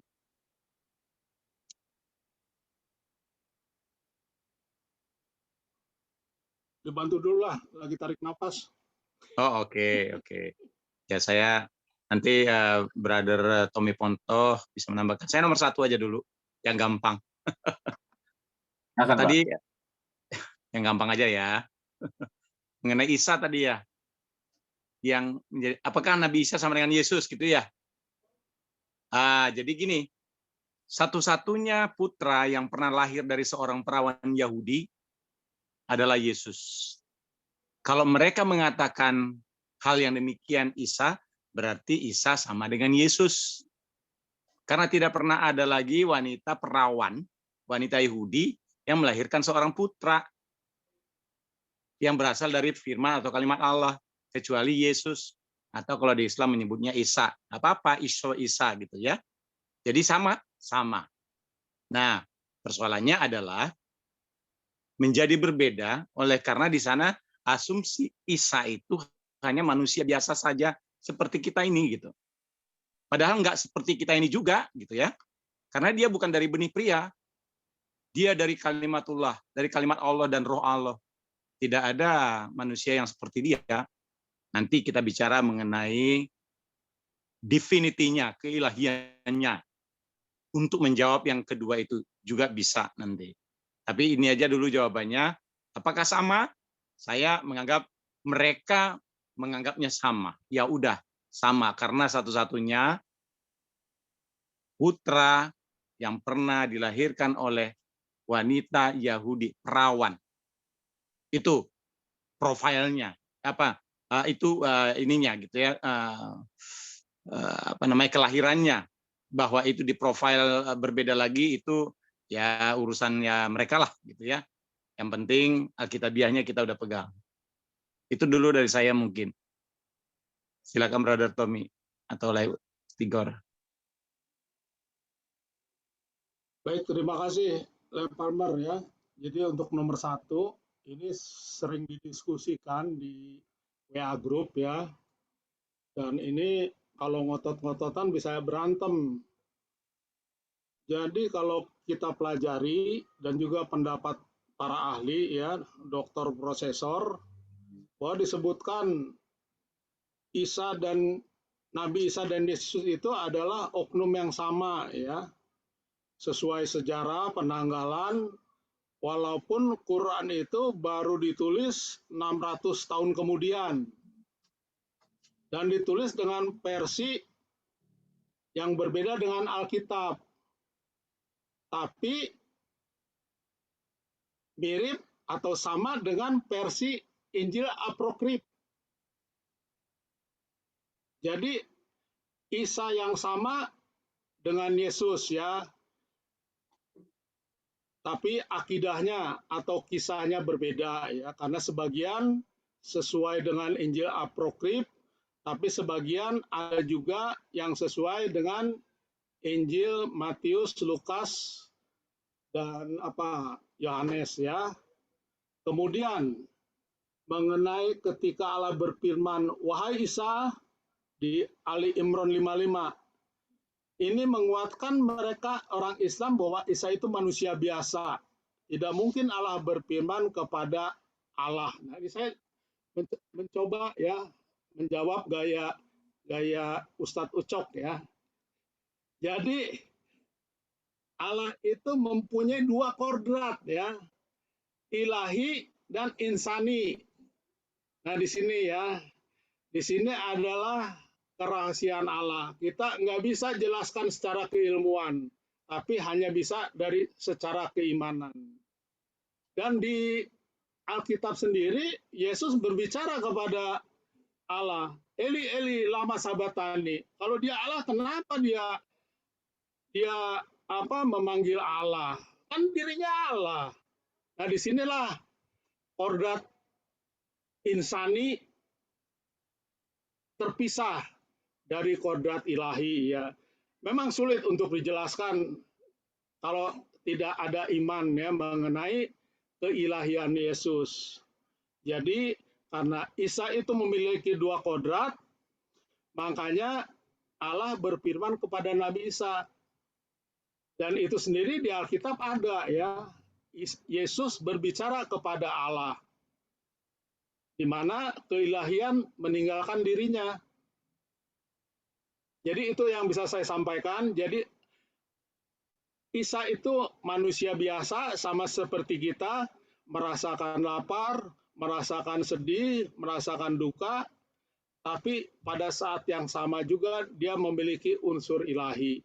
Dan itu memang susah untuk dijelaskan, tapi mudah untuk diimani. Enggak mudah juga sih, butuh proses untuk mengimaninya. Terima kasih. Mungkin Ustadz Ucok bisa menambahkan. Terima kasih. Selamat malam teman-teman. Jadi tadi sudah benar aja teman-teman menjawab. Saya tambahkan dikit ya. Dari mulai apakah Isa di Quran sama dengan Yesus di Injil. Yang dimaksudkan Isa di Quran adalah Yesus yang di Injil. Saya ulangi ya. Yang dimaksudkan Isa di Quran itu adalah Yesus yang di Injil. Ceritanya berbeda, wajar. Penulisnya berbeda. Ya kan? Penulisnya berbeda. Jadi itu wajar saja, jangan dipertentangkan. Sementara Injil aja ada 4 itu berbeda. Matius, Markus, Lukas, Yahya itu berbeda. Kalau sama ngapain 4 Injil? Ya satu aja, justru itu melengkapi ya. Jadi perbedaan keterangan Isa dengan Yesus itu wajar saja, tapi ada persamaan juga. Jadi saya pelajari dan saya dapati ada 3 jenis hubungan ayat Quran dengan Injil. 3 jenis hubungan. Hubungan yang pertama, ayat Quran membenarkan, mendukung Injil. Ada, bisa saya kasih contohnya. Yang kedua, ayat Quran berbeda dengan ayat Injil. Ada contohnya. Ya. Yang ketiga, ayat Quran bertentangan dengan ayat Injil. Ada, banyak contohnya. Ya. Itu fakta aja. Bagaimana kita melihat apa adanya ya. Nah, soal ini Ali Imran 355 ini agak ini kajian nalar ya, bukan soal iman ya, bukan soal agak aneh juga. Agak aneh ini statementnya ya untuk 355. Kenapa? Karena di sini di 355 Allah tuh berfirman langsung sama Isa kan gitu. Wahai Isa, kan itu. Padahal menurut Quran Allah tidak bisa ngomong langsung ke manusia. Ayatnya ada ya. Ayatnya ada. Allah tuh nggak bisa ngomong langsung ke manusia. Harus lewat tabir katanya kan. Atau lewat Jibril. Tapi kalau lihat dari konstruksi ayat ini, Allah ngomong langsung. Bentar ya, saya melihat Quran saya ini. Nih. Ada susah terbukanya. Bentar ya, saya lihat Quran saya ini.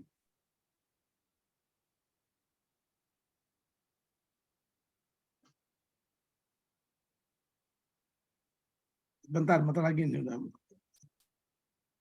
Nah, Quran surat 42 ayat 951.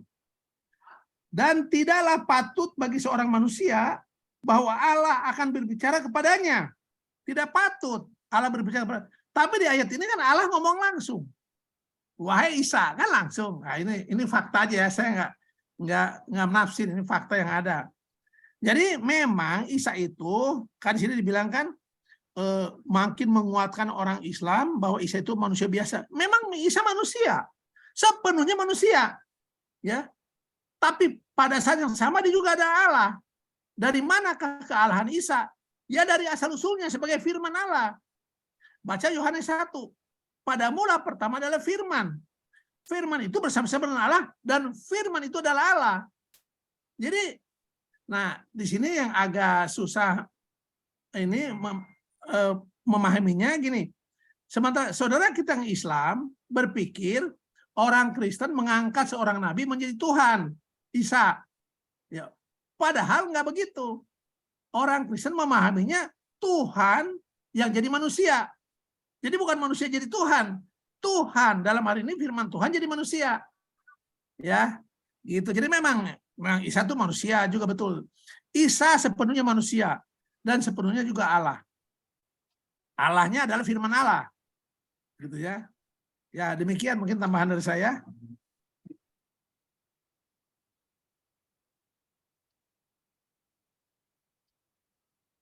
Baik, kita lanjut ke pertanyaan berikutnya. Yesus dilahirkan di Bethlehem, sedangkan Nabi Isa di bawah korma di tanah Arab. Jelas sudah beda. Nah ini juga mengambil dari Injil Apokripa ya. Jadi ada nama Injilnya itu The First Gospel of Infancy of Jesus Christ. Jadi teman-teman bisa bergabung di WA Group itu yang saya kirim linknya.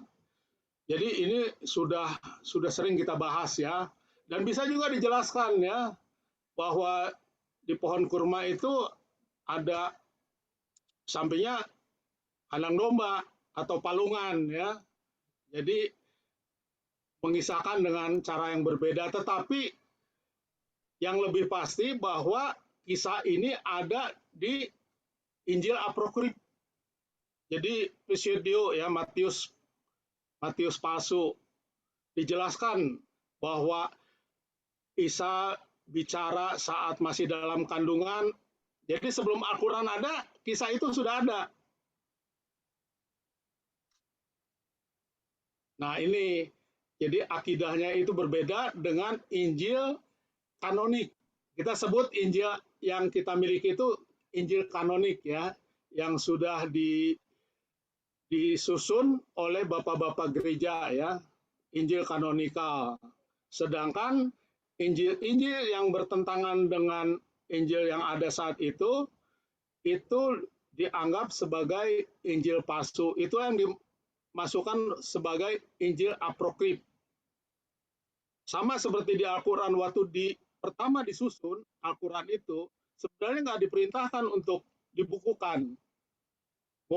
Nabi Muhammad tidak memerintahkan Al-Quran dibukukan. Akhirnya ribut itu pengikutnya itu antara Abu Bakar sama Umar bin Khattab. Namun karena para penghafal Quran banyak yang meninggal, mulailah dikumpulkan. Sesudah disusun, dilihatlah ada yang bertentangan. Nah, yang bertentangan ini dibakar, sayang dibakar ya. Harusnya itu sebagai bukti kenapa ada pertentangan.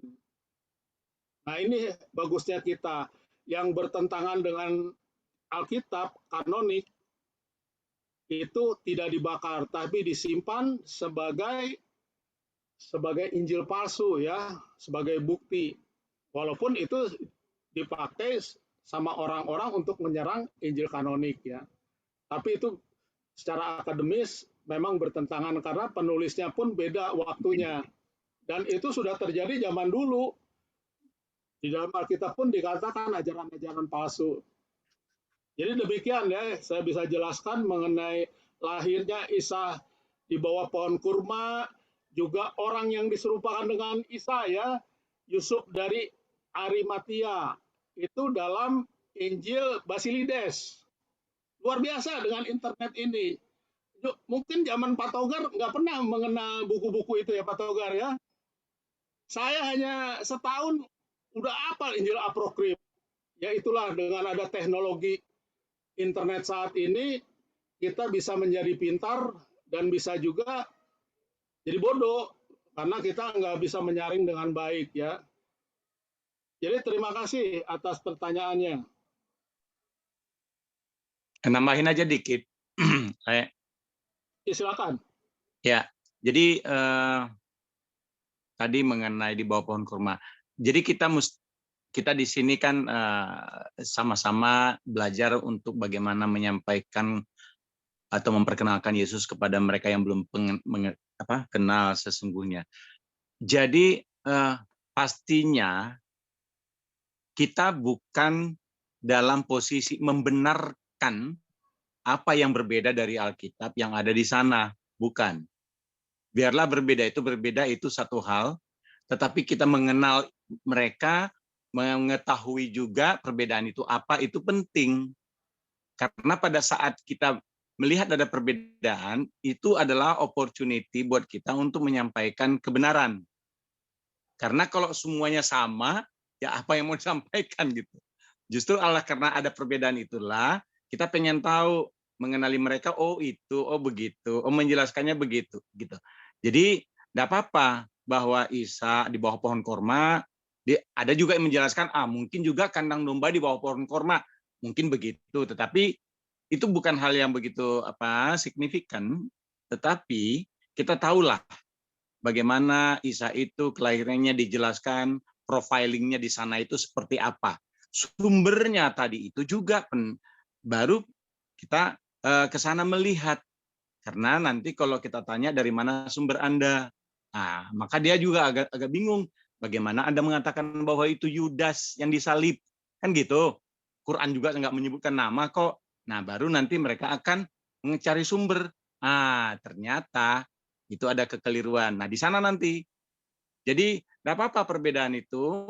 Bukan berarti kita membenarkan yang berbeda itu. Tetapi justru itulah jalan untuk kita bisa menyampaikan kebenaran itu kepada mereka. Nambahannya aja. Baik.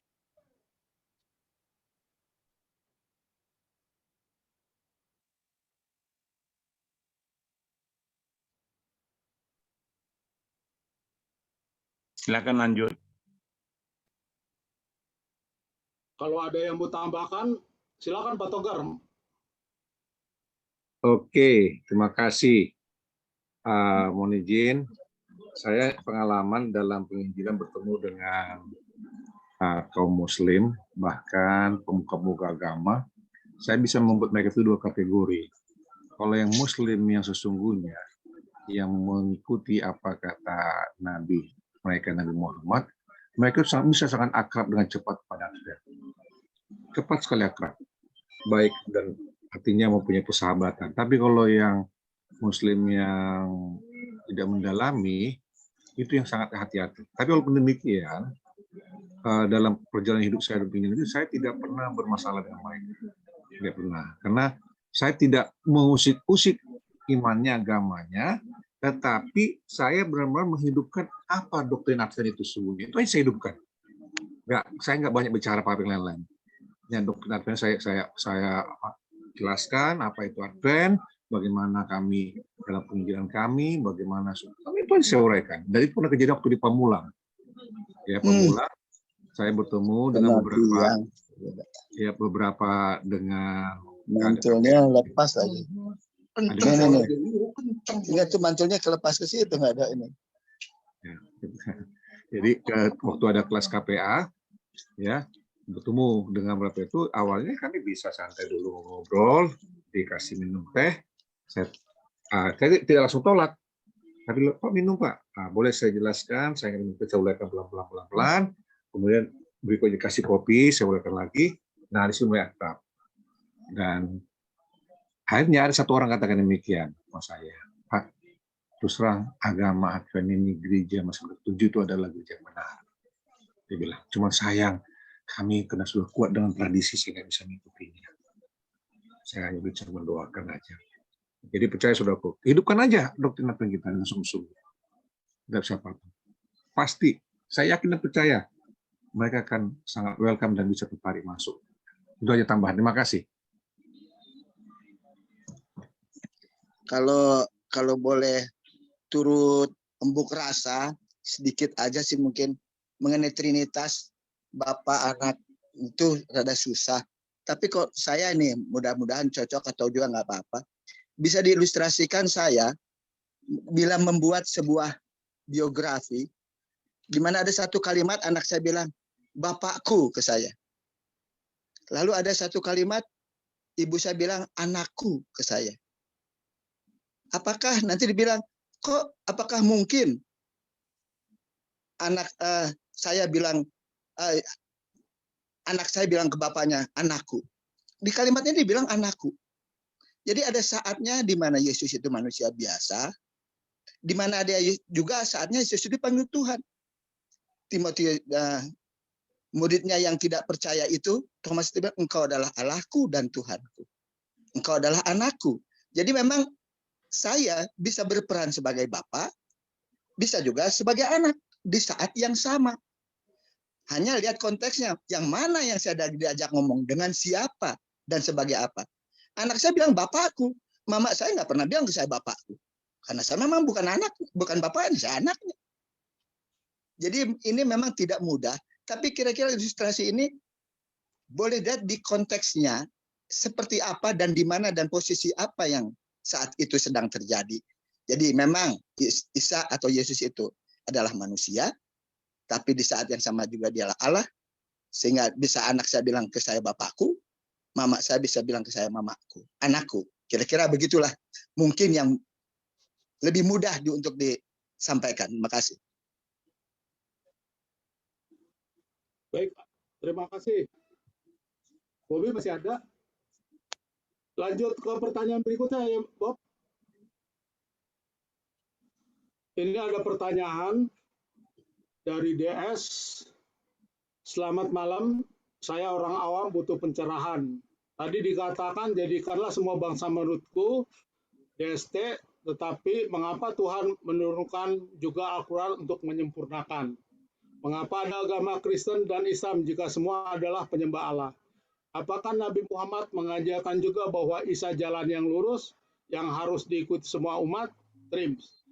Baik, saya coba jawab ya, biar lebih cepat. Kebenaran ini pernah kita bahas juga ya. Jadi dalam belajar Alkitab dan Al-Quran, kita harus memahami latar belakangnya juga ya. Kalau di Islam disebutnya asbabun nuzul. Mengapa satu kitab itu turun? Satu ayat atau perintah diturunkan Allah. Sama seperti kisah Petrus ya. Petrus mendapat mimpi. Itu untuk mengabarkan ke Injil ke orang non-Israel. Itu asbabun nuzulnya ya. Tapi orang menyalahi dengan menjadi makanan haram. Nah, Islam sebagai agama sempurna ini ada di dalam ayat Ahmadi YS 5 ayat 3 ya. Jadi lupa. Ahmadiyah, bukan Ahmadiyah. Bukan Ahmadiyah, Almadiyah. Almadiyah ayat 5 ayat 3 ya. Al-Maidah. Begitulah. Karena nggak biasa ini ya, berbagi jadi suka nggak sinkron. Makanya kita perlu latihan bicara ya. Jadi ayat ini turun saat Haji Wada ya. Haji Wada ini haji yang pertama kali dilakukan oleh Nabi Muhammad ya. Dikatakan di dalam ayat 5:3 itu, Ahmadiyah ayat 3, sebenarnya Ahmadiyah itu berbicara soal makanan. Al-Maidah itu judulnya makanan. Makanan tapi ada disisipkan satu ayat ya. Dan bukan satu ayat, sepertiga dari ayat ya. Kujadikan kuridoi ya Islam sebagaimu dan kujadikan Islam sebagai agama yang sempurna. Jadi pengertiannya begini, ketika Mekah diserbu, akhirnya Ka'bah dikuasai ya. Selama 23 tahun Muhammad melakukan dakwah Islam, hanya satu rukun iman, rukun Islam yang tidak dapat dilaksanakan, yaitu apa? Naik haji. Jadi rukun iman itu adalah sholat, puasa, zakat, sholat, puasa, zakat, Apalagi itu? Yang terakhir haji, ada 5. Nah, haji ini selama 43 tahun tidak pernah dilaksanakan. Tetapi sesudah Mekah dikuasai, akhirnya rukun Islam ini sempurna, 5 ya. Kalau kita baca ayatnya itu dinnya disempurnakan. Din itu artinya bisa syariat. Jadi bukan agama Islam yang disempurnakan. Islam itu sudah sempurna. Karena Islam itu adalah the way of life. Berserah kepada Allah. Yesus itu Islam. Adam itu Islam. Karena Yesus berserah kepada Allah. Nah, agama Islam lain lagi. Jadi pengertian din Islam itu terkait dengan rukun Islam ya, yang 5 itu, yaitu naik haji. Dari situlah Muhammad melakukan naik haji dan tidak lama kemudian dia meninggal ya. Kemudian nomor 2, mengapa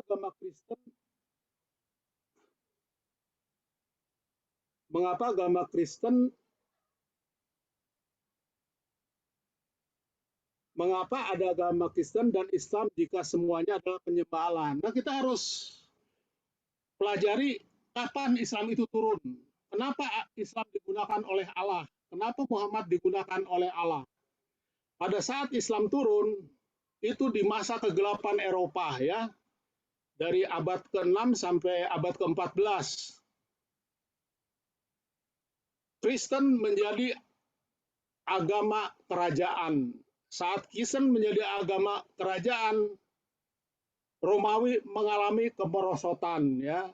Di situ terjadi penindasan dan di situ terjadi kesesatan dan masa itu dikenal sebagai masa kegelapan Eropa. Itu sejarah yang mencatatnya. Nah, di saat-saat Islam mundur, Muhammad muncul ya. Jadi kita tahu rencana Allah gimana ya. Dan Muhammad muncul, Muhammad sendiri tidak memerintahkan agar Al-Quran itu dibukukan. Kita tidak tahu kenapa alasannya. Yang membukukan itu adalah murid-muridnya atau sahabat-sahabatnya ya. Dan itu mengalami pengeditan. Walaupun dihafal ya, karena kenapa? Ada kepentingan politik yang pada masa itu. Seperti diketahui ya, pengganti Nabi Muhammad pun 4 itu akhirnya mati terbunuh ya. Diganti yang 1 mati terbunuh, ganti yang 1 mati terbunuh. Ada yang diracun, ada yang ditusuk. Jadi itu alasannya kenapa muncul agama Islam ya. Jadi agama Islam juga kalau kita pelajari itu tidak jauh dengan Kristen. Kalau kita pelajari perintahnya itu adalah hari Sabtu, mengikuti agama Ibrahim. Kalau kita pelajari hari Jumat, sebenarnya nggak ada hari Jumat di Al-Quran sebagai hari ke-6. Itu adalah hari berkumpul. Jadi kalau kita pelajari semua ayat-ayatnya makin jelas ya. Jadi kita harus rajin membaca Quran dan mempelajari sejarahnya kenapa ayat itu turun. Dan belajar Alkitab juga, jangan pinter Al-Quran ditanya Alkitab kita nggak tahu ya. Kemudian yang ketiga, apakah Nabi Muhammad mengajarkan juga bahwa Isa jalan yang lurus dan harus diikuti semua umat? Ini sebenarnya ada ayatnya ya, tapi saya tidak tahu. Mungkin Ucok bisa jelaskan. Yang inilah jalan yang lurus tuh ayat berapa tuh Cok? Saya lupa tuh. Az-Zukhruf Ikutilah 43 dia. ayat 61 dan harus ditaati Isa itu ayat 63. Nah, itu An-Nisa dia. 159 harus diimani Isa itu sebelum hari kiamat. Sebelum mati gitu. Iya. Jadi di Al-Quran sendiri cukup jelas ya. Makanya kenapa sampai banyak umat saudara sepupu masuk Kristen ya, karena mereka membaca ayat-ayat tersebut. Jadi demikian ya. Jadi dalam Al-Quran sendiri ada Sirotol Mustaqim, itu disebutin itu. Tapi kadang-kadang mereka memahami itu sebagai jembatan rambut di belah 7. Padahal Sirotol Mustaqim ini adalah jalan lurus. Dan dikatakan bahwa Isa itulah jalan yang lurus. Itu ada ayatnya.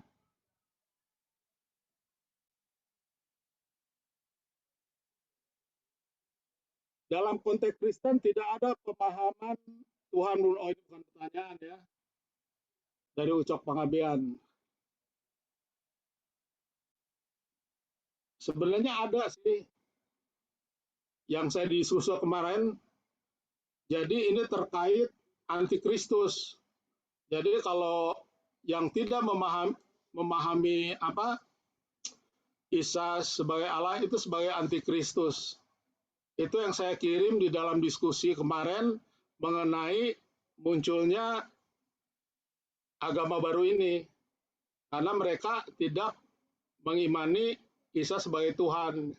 Jadi ayat-ayat yang sudah saya sampaikan itu sebagai nubuatan munculnya antikristus ya.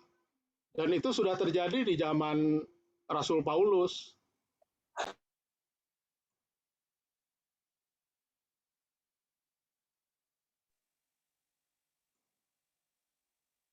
Ya, nambahin aja lah ya. Jadi terkait dengan yang disampaikan oleh Ucok juga, memang tidak ada direct, katakanlah dari tidak ada gitulah.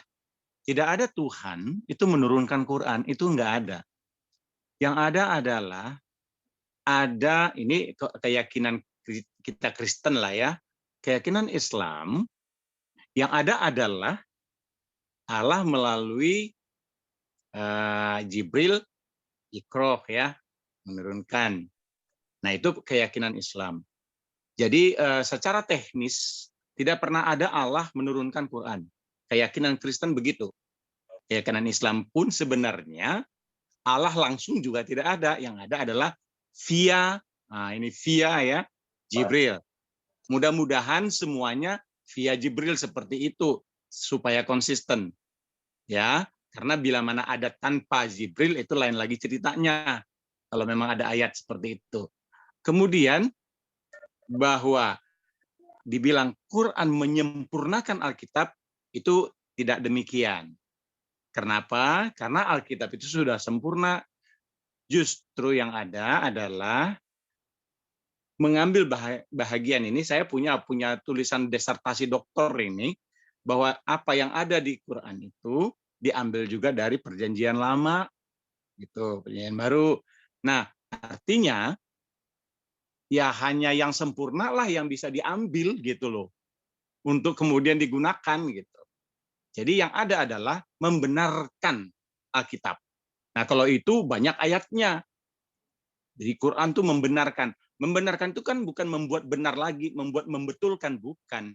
Tapi mengkonfirmasi kebenaran Alkitab.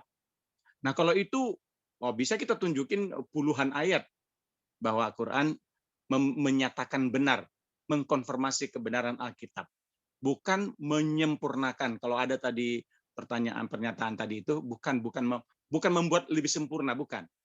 Karena kalau dibuat kata-kata itu berarti Alkitab tidak sempurna gitu kan. Tidak demikian faktanya ya. Tapi yang ada adalah munculnya mungkin ayat-ayat dari Injil apokrif atau pseudo Injil yang justru ya dicomot juga gitu. Makanya itulah yang dibahas Saudara Tigorda lagi. Banyak kemiripan-kemiripan dengan Injil apokrif. Itu berarti tidak sempurna, tidak menyempurnakan. Itu aja pembelaan kita terhadap Alkitab yang memang sudah pas, mantap gitu. Itu aja tambahan dari saya.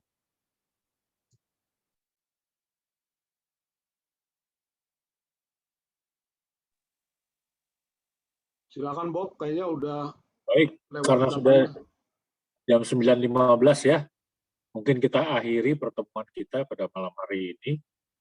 Ya, tentu minggu depan kita akan ketemu lagi. Kalau memang masih ada pertanyaan-pertanyaan yang belum terjawab, boleh disampaikan pada hari Minggu atau disampaikan di WA ya. WA ada. Ya, di WA ya. Demikian pertemuan kita malam hari ini. Terima kasih untuk seluruh partisipan yang telah hadir. Untuk pembicara tadi Pendeta Togar Simanjuntak. Lalu pembicara juga Islamologi oleh Bapak Mustaqim Panggabean. Terima kasih untuk semua respon-respon yang telah diberikan, dan kami mohon maaf jika ada kata-kata yang tidak pantas atau menyinggung perasaan, karena bukan itulah maksud kita.